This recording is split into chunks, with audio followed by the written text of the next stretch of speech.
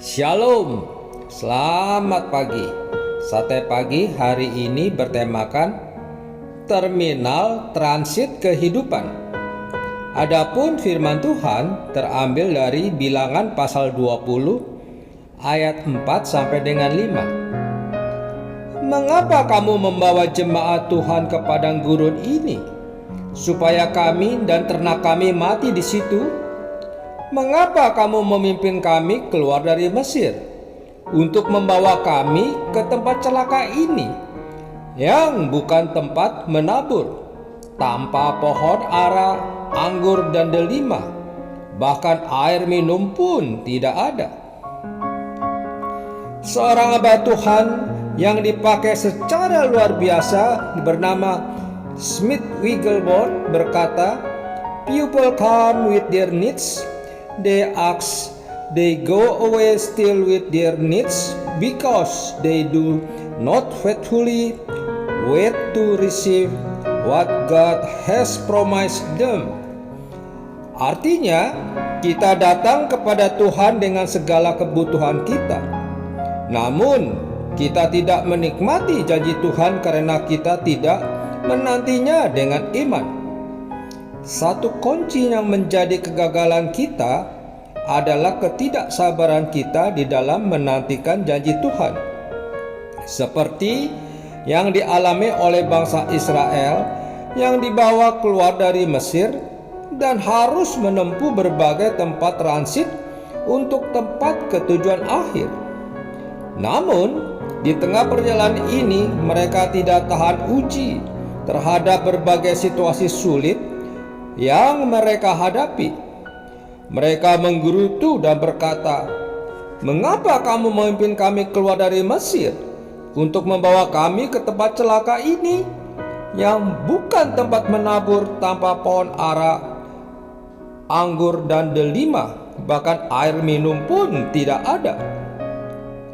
Hal ini dapat kita gambarkan seperti sebuah perjalanan penerbangan di mana kita harus berhenti di terminal transit tertentu.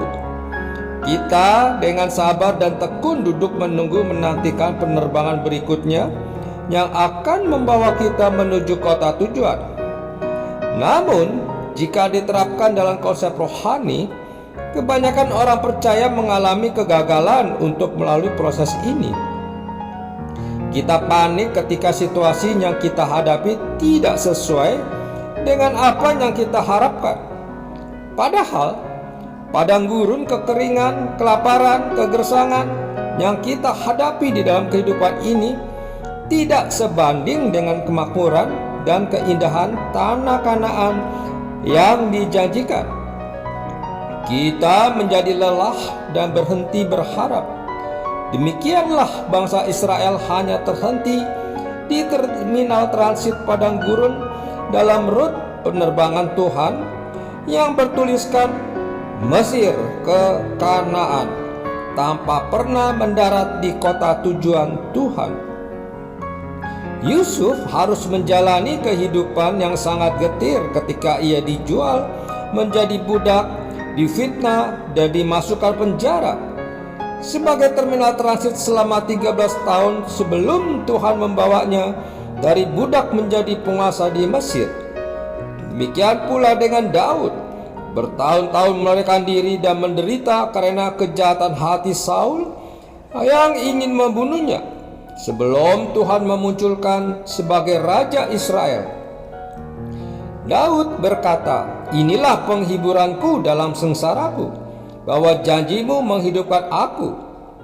Daud menikmati keindahan janji Tuhan karena ia terfokus pada tiket penerbangan Tuhan yang bertuliskan padang rumput kepada istana raja.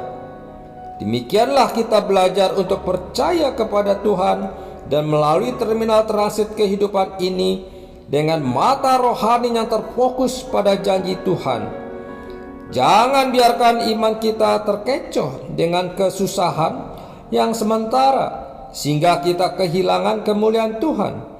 Terus berharap, bertahan, dan bergerak maju untuk melanjutkan perjalanan kita menuju tanah perjanjian Tuhan.